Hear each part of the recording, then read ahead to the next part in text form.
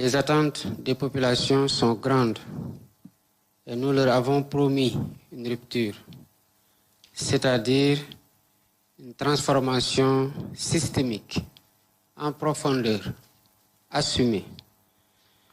Celle-ci doit commencer par la méthode de travail. Au sein de l'exécutif et plus particulièrement au sein du gouvernement.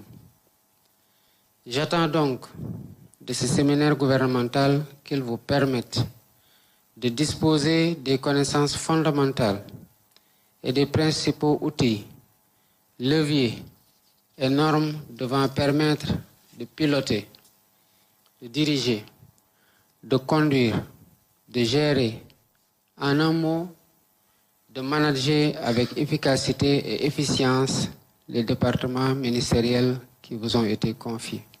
L'honneur, la disponibilité, l'humilité et la compétence.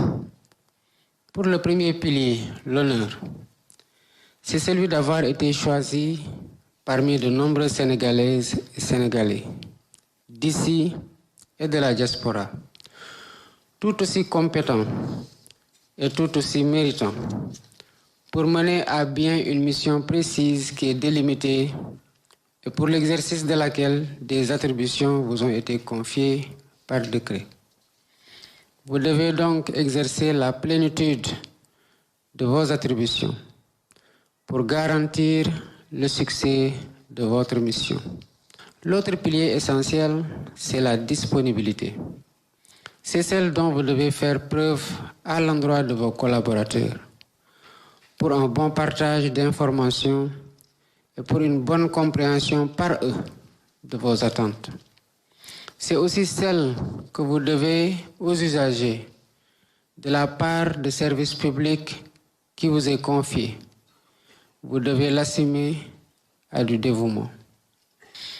L'autre pilier fondamental, c'est l'humilité.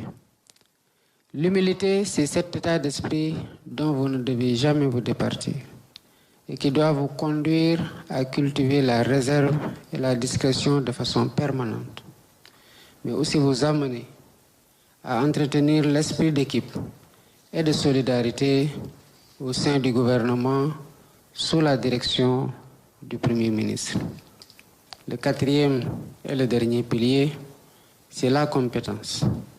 C'est celle dont vous devriez faire montre après avoir été enrichi par les débats que nous allons avoir durant cette journée intense de travail autour de thèmes aussi divers que l'organisation de l'État, la bonne gouvernance et le contrôle de l'action publique.